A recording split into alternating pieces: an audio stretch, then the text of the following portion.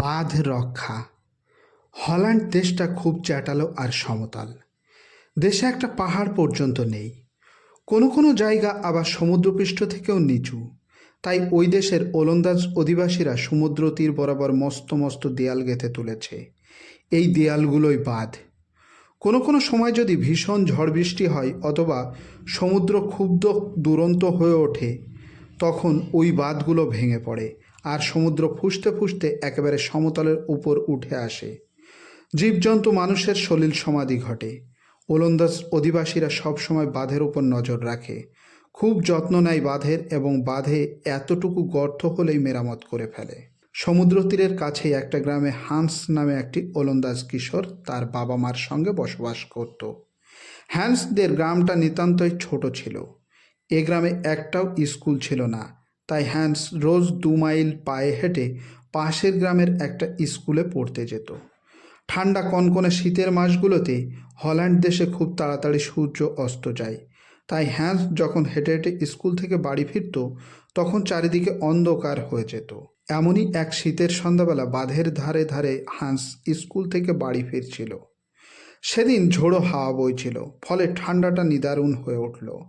বাঁধের দেয়ালের ওপাশ থেকে সমুদ্রের গর্জন ভেসে আসছিল। হ্যান্স ভাবছিল, আজ রাতে সমুদ্র খুবই উত্তাল হয়ে উঠবে, মনে হয় ঝড়ে উঠবে। বাঁধটা বেশ শক্তপোক্ত আছে বলেই মনে হচ্ছে। হ্যান্স তাড়াতাড়ি বাড়িমুখো পা চালালো। চারিদিকে কি গাঢ় অন্ধকার, রাস্তায় একটা লোকেরও দেখা নেই। ঝোড়ো হাওয়ায় হ্যান্সের শীত করতে লাগলো। পেটে খিদেই আগুন জ্বলছে। মার হাতের তৈরি খাবার খেয়ে আর ঘরের গনগনে আগুনের আঁচে হাত পা সেকে চাঙ্গা হতে হবে, এই ভেবে সে দ্রুত পায়ে হাঁটতে লাগলো। হঠাৎ সে রাস্তায় দেখে জল দাঁড়িয়েছে। রাস্তায় জল এলো কোথা থেকে? রাস্তাটা ভিজে গেছে কেন? দারুণ এক শঙ্কায় হ্যান্স বাচ্চার কাছে এগিয়ে গেল। অন্ধকারে ভালো দেখা যায় না। খুঁজে দেখতে দেখতে হ্যান্স দেখলো বাঁধের গায়ে একটা ছোট গর্ত। ওই গর্ত দিয়ে সমুদ্রের জল ঢুকছে গায়ে। হ্যান্স চমকে উঠল। সে জানে এই ছোট্ট গর্তই এক্ষুনি বড় হতে হতে বিরাট বড় হয়ে যাবে। বাঁধ ভেঙে পড়বে আর সমুদ্রের জল হু হু করে সমতল ভূমির উপর দিয়ে বয়ে যাবে। হ্যান্স চঞ্চল হয়ে উঠল। যদি একটা পাথর পাওয়া যায়, গর্তটা বন্ধ করে দেওয়া যায়। অন্ধকারে সে একটা বড় মাপের পাথর খুঁজতে লাগলো, কিন্তু কাছাকাছি একটা পাথরও সে দেখতে পেল না। হ্যান্স গলা ফাটিয়ে চিৎকার করতে লাগলো, কে কোথায় আছো? শিগগিরই এসো, বাঁধের গায়ে গর্ত দেখা যাচ্ছে, জল ঢুকছে। কিন্তু কেউ তার গলা শুনতে পেল না। গাঢ় অন্ধকারে গায়ে একটা আলোর বিন্দুও সে দেখতে পেল না। এক মুহূর্ত সে ভেবে নিল, তারপরে বই খাতা ফেলে বাঁধের পাশে বসে পড়ে গর্তের মধ্যে তার হাতটা মুঠো করে ঢুকিয়ে দিল। হাড়ির মুখে সরার মতো গর্তের মুখে হান্সের হাতের মুঠো এঁটে রইল। মুঠো সরিয়ে ক্রুদ্ধ সমুদ্রের জল গর্ত দিয়ে আসতে পারল না। প্রতি মুহূর্তে হান্স ভাবছে কেউ এ পথে আসবেই, কিন্তু ঘন্টার পর ঘন্টা কেটে গেল। ঝোড়ো হাওয়ায় আর গাঢ় অন্ধকারে গায়ের কেউ তখন পথে বেরোয়নি।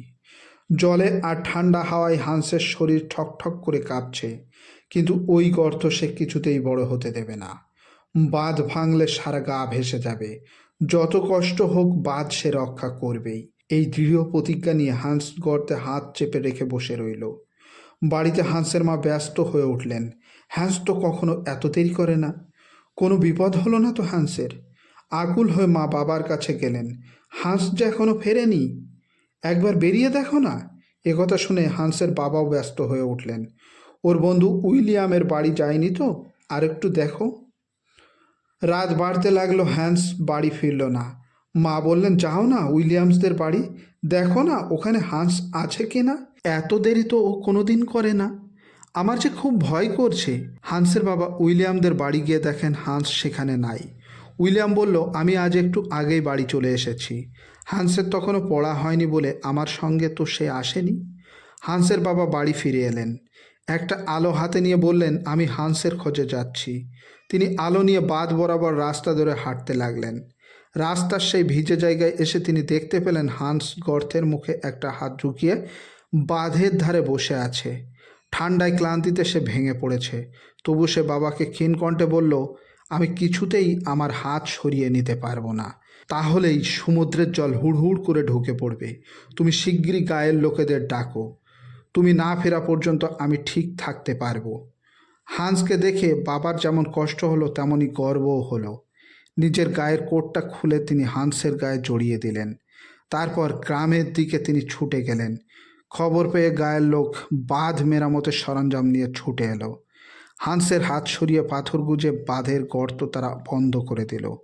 তারপর অসম সাহসী হান্সকে কোলে তুলে নিয়ে মহা উল্লাসে তারা গায়ে ফিরল। পরের দিন সারা গায়ের মানুষ বীর হান্সকে দেখতে এলো। তাকে তারা সুন্দর কয়েকখানা গল্পের বই উপহার দিল।